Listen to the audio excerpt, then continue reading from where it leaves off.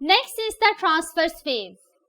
The longitudinal wave and transverse wave, both of these are different from each other. You learned that in the longitudinal wave, the direction of the travel of the wave and the direction of the vibration of the particle, both of these are same.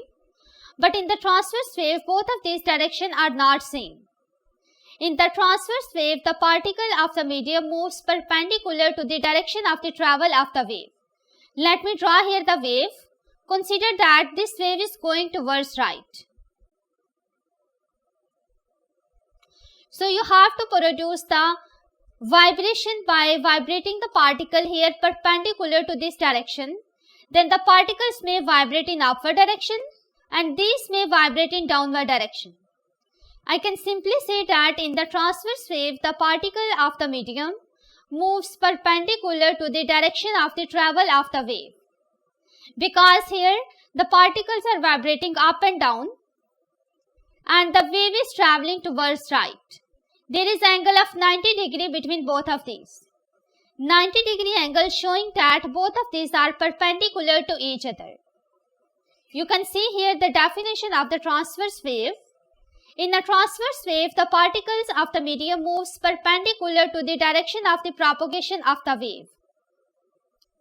Transverse wave consists of two portions. One is the crest and the second one is the trough.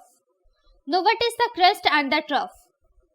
Crest is basically the portion of the transverse wave that is above the rest position or the mean line. But the trough is the portion of the wave that is below the mean line.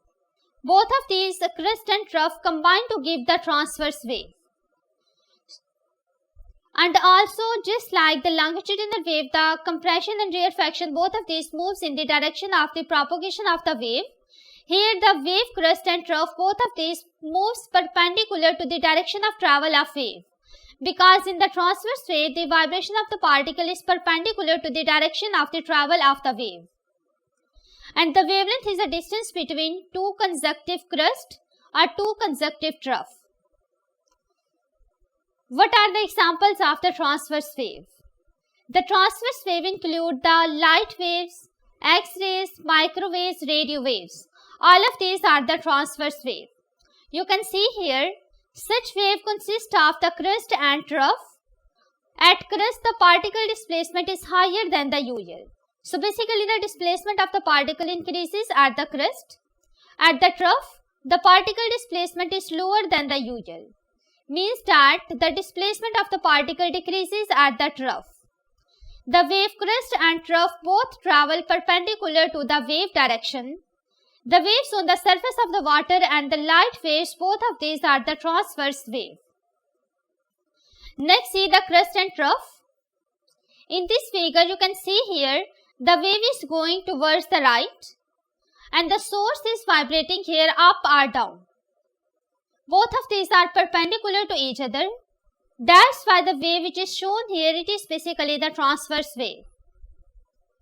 So just consider the arrow is showing the mean position as well. Mean position is basically the rest position or the central position. So the crest is the portion of the wave that is at higher displacement. You can see here at the crest, this is the portion of the wave that is above the mean line. And here the displacement also increase. But the trough is a portion that is below the mean line. And here the displacement is smaller. So I can simply say that the crest and the trough, both of these combine to give the transverse wave. Wavelength here is shown. It is basically the distance between two consecutive crests or two consecutive troughs. Here the wavelength is shown in terms of the distance between the trough, but you can also show it in terms of the distance between two crests. So this distance is also be called as wavelength. I can simply say that the wavelength is the distance between two consecutive crests or two consecutive troughs.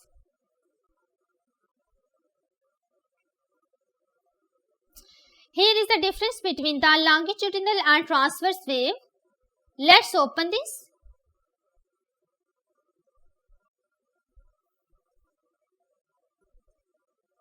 So first of all, let's consider the longitudinal wave. you can see here the wave is basically traveling horizontally, and these are also moving towards left or right. Means that the direction of the vibration and the direction of wave travel, both of these are same. You can also increase or decrease their number. Here you can see I am going to decrease the x. There are total 7. Here x basically represents the number of columns and the y represents the number of rows. The total number of columns are 7 and the total number of rows are 3. So here these are actually vibrating in the direction of the travel of wave. That's why it's the longitudinal wave. After that we will observe the transverse wave.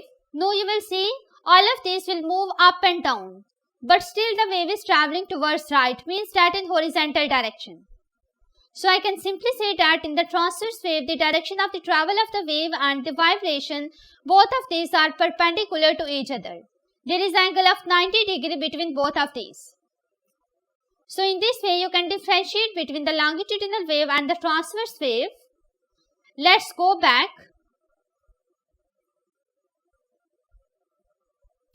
Here is also the transverse wave that are produced in the string.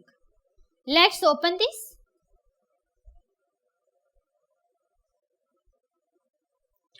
You can see here the transverse wave is produced in the string. Here I fix the frequency, which is basically 5 Hz, and the amplitude is 20 millimeter. The tension in the string is 100, but you don't need to consider the tension. Only consider the frequency and the amplitude, and then observe that what happens by changing the frequency and the amplitude. Let's say I increase the frequency and it is 10 Hz. Now you will see that the total number of the waves increases because frequency is the total number of waves here.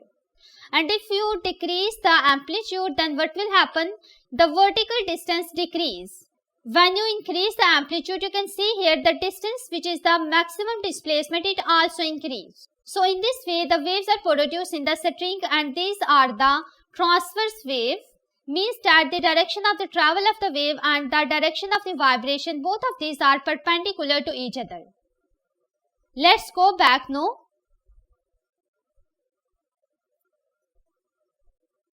Here is the exam question that appeared in May-June 2018.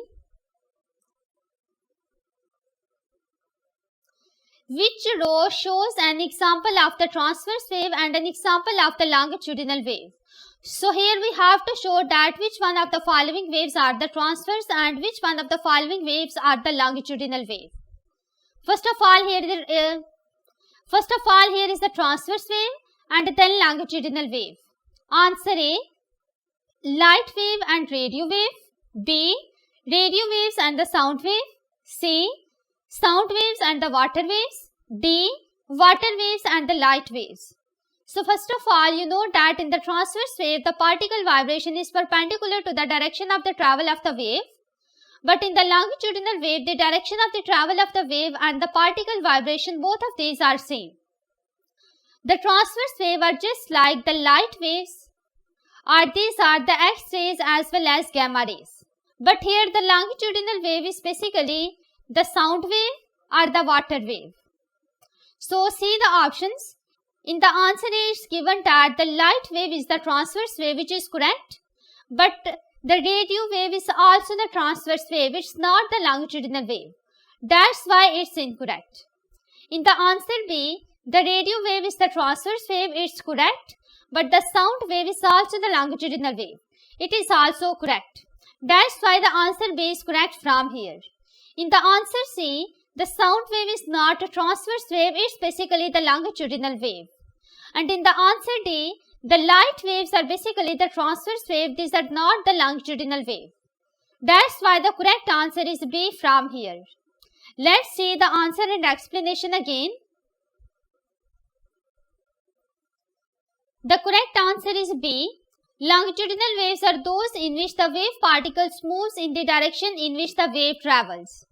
The transverse wave are those in which the wave particles move in the direction perpendicular to the direction in which the wave travels. So the radio waves are transverse wave and the sound waves are longitudinal wave. That's why the correct answer is B.